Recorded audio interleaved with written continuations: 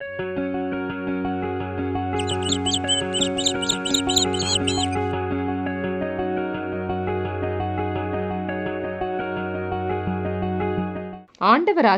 இயேசு கிறிஸ்துவின் இனிய நாமத்தில் உங்களை சந்திப்பதில் மிகுந்த மகிழ்ச்சி அடைகின்றேன்.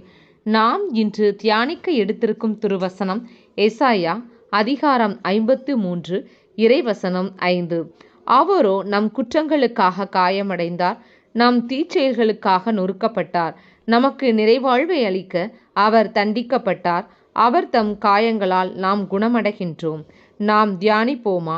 அன்பிற்குரிய சகோதர சகோதரிகளே, கிறிஸ்து இயேசுவின் அன்பும் சமாதானமும் உங்களோடு என்றும் இருப்பதாக.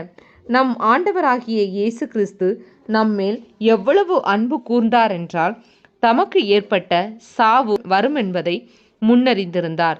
அப்படி அறிந்திருந்தும் அவர் தம் அவமானத்தையோ வேதனையையோ தம் வாலிப வயதையோ என எதையும் பொருட்படுத்தவில்லை.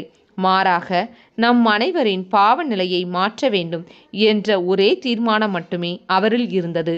தம் மக்களை எப்படியாவது பாவப்பிடியிலிருந்து விடுதலையாக்கி மீட்பு திட்டத்தில் பங்கு கொள்ள வைக்க வேண்டும் என்ற உயரிய நோக்கம்தான் தன் உருவையும் தன் உயிரையும் இழக்க முன்வந்தது.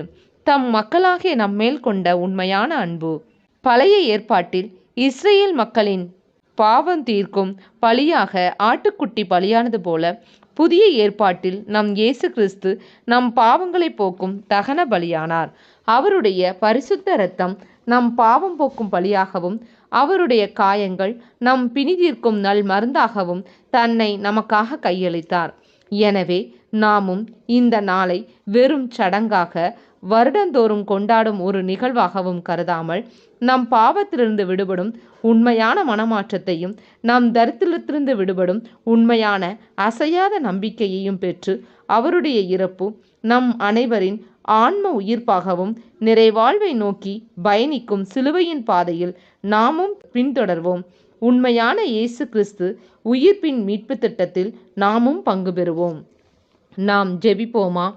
எங்களை அளவுக்கு அதிகமாய் நேசிக்கின்ற எங்கள் அன்பின் பரலோக பிதாவே, இந்த நாளுக்காக நன்றி செலுத்துகிறோம்.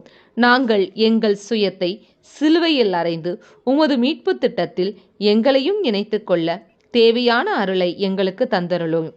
உம்முடைய கல்வாரி மரணம் எங்களில் மனமாற்றத்தையும், உம்முடைய உயிர்ப்பு எங்களில் நம்பிக்கையையும் வளர்க்க அதற்கு தேவையான கனிகளையும் வரங்களையும் எங்கள் மீது பொழிந்தருளும். இந்த எளிய ஜெபத்தை இயேசு கிறிஸ்துவின் இனிய நாமத்தில் ஒப்புக்கொடுத்து ஜெபிக்கிறோம் எங்கள் நல்ல பிதாவே, ஆமேன். இந்த நாள் மீட்பின் நாளாக அமையட்டும். Praise the Lord.